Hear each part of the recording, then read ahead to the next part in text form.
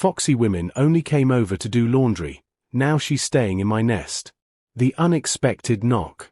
Cale Verin had lived in the lighthouse tower for 3 years without a single visitor. The textile merchant preferred it that way. His days followed a comfortable pattern: wake at dawn, catalogue imported fabrics in his ground floor shop, retreat upstairs to his apartment where silence wrapped around him like his finest silk.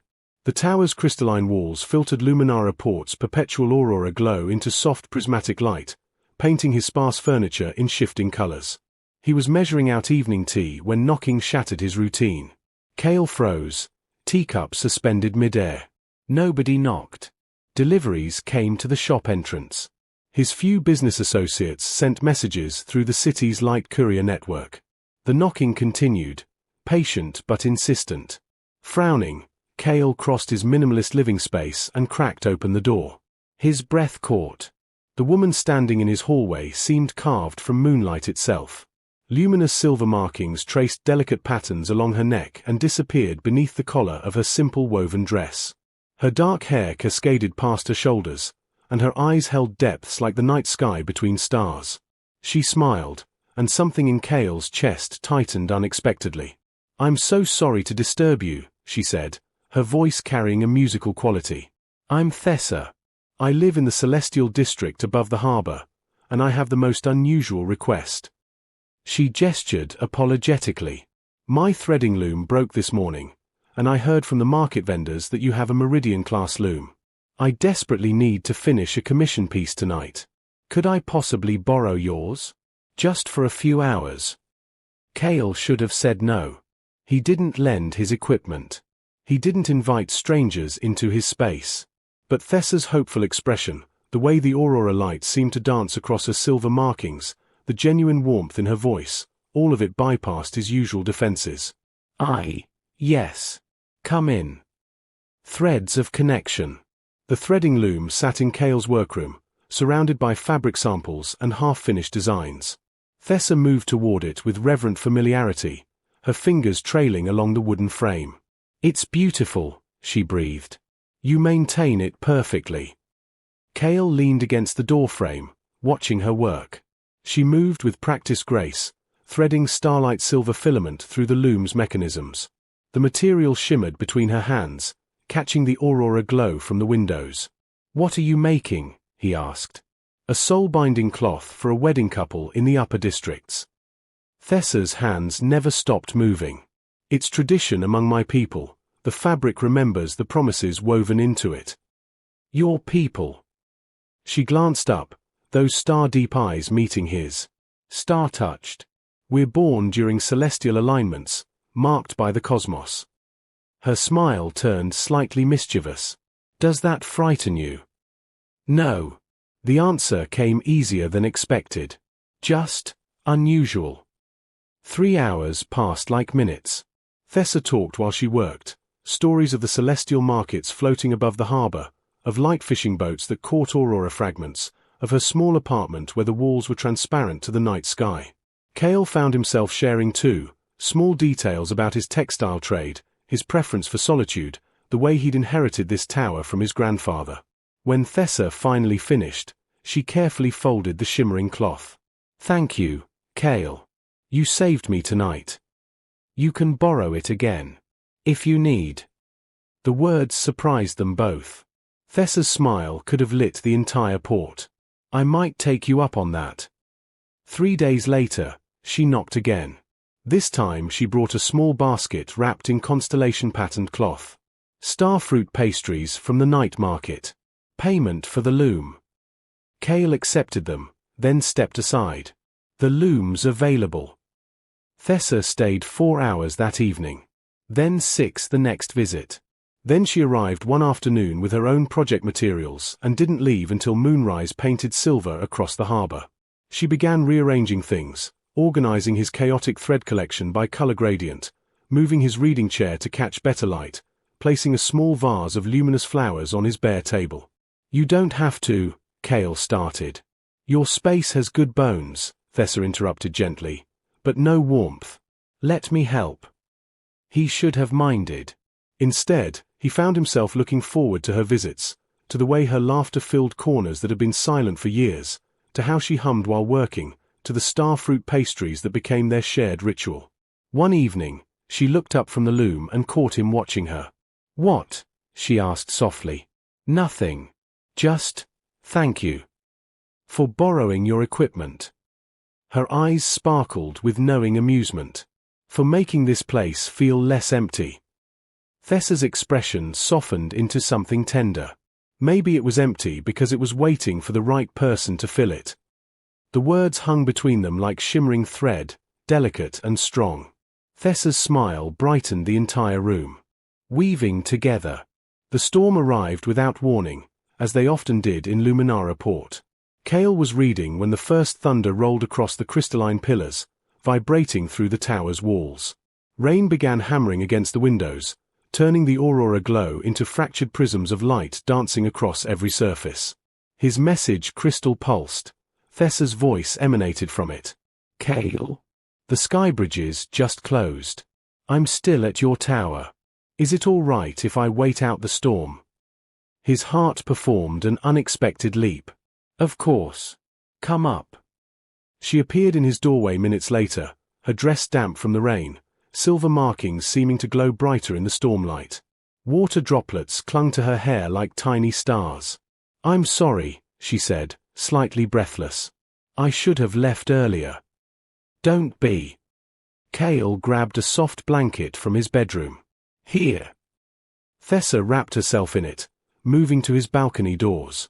The covered balcony overlooked the harbor, where lightning illuminated the churning waves and the storm aurora created spectacular displays of violet and silver light.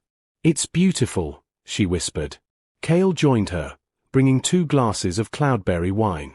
They stood side by side, watching the storm paint the world in electric colors. "Why do you really come here?" Cale asked suddenly. "You're skilled enough to have your own loom. The Celestial District has better equipment than mine." Thessa was quiet for a long moment. When she spoke, her voice carried a vulnerability he'd never heard before. "I was lonely," she admitted. "Star-touched people. We're respected, even revered sometimes. But it creates distance. People see the markings, the celestial heritage, and they forget there's just a woman underneath." She turned to face him. "You never did that. You saw me. Just Thessa." The storm light played across her features, highlighting the gentle curve of her face, the hope in her eyes. "I see you," Cale said softly. "And I'm glad you kept coming back." "Are you?" Thessa stepped closer, the blanket slipping from her shoulders. "Because I should confess something. I never actually needed your loom." His breath caught. "What?" "I have 3 looms at home. But I watched you in the market one day, the way you touched fabrics with such care, the gentleness in your hands, the loneliness in your eyes that matched mine." Her voice dropped to barely a whisper. "I wanted a reason to know you." Thunder rumbled, but Cale barely heard it over his pounding heart. "I should be angry," he said. "Are you?" "No." He reached up, hesitantly touching one of the silver markings along her neck. Her skin was warm beneath his fingers. "I'm grateful." Thessa leaned into his touch, her eyes closing. "Cale." He kissed her as lightning painted the sky silver, as rain drummed its ancient rhythm, as the aurora wrapped around them in blessing. She tasted like starfruit and hope, her lips soft against his, her hands sliding up to cup his face. When they finally pulled apart, both breathless, Thessa smiled against his mouth. "I've wanted to do that for weeks," she confessed. "Stay," Cale whispered. "Not just tonight. Stay. In your nest." Her eyes sparkled with joy and gentle teasing. "In our nest." Thessa kissed him again, deeper this time, and the storm celebrated around them as 2 lonely souls finally found home in each other's arms. The pattern reveals itself. Morning arrived wrapped in mist and soft aurora light. Cale woke to find Thessa still in his arms, her head resting against his chest, silver markings tracing patterns across her skin that seemed to pulse gently with her breathing. They'd spent the night on his balcony couch, wrapped in blankets, talking until words gave way to tender kisses. How some patterns reveal themselves immediately, perfect from the first weave. She kissed him then, slow and deep, pouring everything she felt into it. When they separated, her eyes glistened. "I've been waiting my whole life to find someone who sees past the markings," she whispered. "Someone who wants Thessa, not the star-touched mystery. I want all of you." Kale traced one of the silver patterns along her shoulder. "These are beautiful because they're part of you, not instead of you." They spent the morning together, making breakfast in Kale's small kitchen. Thessa moved around the space like she belonged there, humming while she sliced starfruit, laughing when Kale burned the first batch of grain cakes. After eating, she led him to the workroom. "Come here. I want to show you something I've been working on." At the loom sat a half-finished piece unlike anything Kale had seen, fabric that seemed to capture light itself, weaving it into patterns that shifted like living aurora. "It's for you," Thessa said softly. "For us. A soul-binding cloth, like the one I made that first night. Except this one remembers all our moments, every smile, every conversation, every time our hands touched." Kale felt emotion tighten his throat. "Thessa. Sit with me. Let me teach you." She guided him onto the bench beside her, placing his hands on the loom. Her hands covered his, warm and sure, showing him how to thread the luminous filament, how to set the pattern, how to weave light into permanence. "Feel how the threads connect," she murmured, her breath warm against his ear. "How each one strengthens the others. That's us, Kale. Separate threads becoming something stronger, more beautiful together." He turned his head, capturing her lips in a kiss that tasted of forever. Her hands tightened over his, and the loom seemed to hum with their combined energy. "Move in with me," Kale said against her mouth. "Officially. Bring your looms, your projects, your starfruit pastries. Fill every corner with your light." Thessa pulled back just enough to see his face, searching his eyes. Whatever she found there made her smile bloom like sunrise. "Yes," she whispered. "Yes, absolutely yes." They sealed the promise with kisses that grew heated, tender, desperate, and gentle all at once, their hands exploring, learning, claiming. The soul-binding cloth shimmered on the loom beside them, capturing every moment, every touch, every whispered word of love. Home among the stars. 3 months later, the lighthouse tower had transformed completely. Thessa's belongings merged seamlessly with Kale's. 3 looms now occupied the workroom, fabrics in every shade imaginable draped across newly installed racks, constellation charts decorated the walls beside Kale's textile samples. The sparse apartment bloomed with luminous flowers, soft cushions, and the kind of comfortable clutter that spoke of shared lives. Kale stood on the balcony, watching the evening aurora paint the harbor in shades of violet and gold. Behind him, he heard Thessa humming while she prepared dinner, the domestic sound filling him with contentment he'd never imagined possible. "Kale." She appeared beside him, wrapping her arms around his waist from behind. "Dinner's almost ready." He turned in her embrace, pulling her close. "Have I told you today that I love you?" "Only 3 times." Her eyes sparkled with joy. "But I never tire of hearing it. I love you, Thessa Oren." He kissed her forehead, her nose, finally her lips. "Thank you for knocking on my door. Thank you for opening it." She rested her head against his chest. "Thank you for seeing me. For choosing me." They swayed together gently, the aurora light washing over them, the city humming its evening song below. "Do you ever regret it?" Kale asked softly. "Leaving your celestial district apartment for a merchant's tower?" Thessa laughed, the sound like wind chimes. "Regret finding home? Never." She looked up at him, silver markings glowing softly in the fading light. "Home isn't a place, Kale. It's you. It's this. It's us building something beautiful together, thread by thread." Later, after dinner, they returned to the workroom. The soul-binding cloth was finally complete, a masterpiece of woven light that captured every moment of their journey from strangers to lovers to partners. Thessa had taught Kale to add his own threads, his own patterns, until the piece belonged equally to both of them. "Should we display it?" Kale asked, running his fingers over the shimmering fabric. "No. Thessa wrapped it carefully in constellation cloth. This is just for us.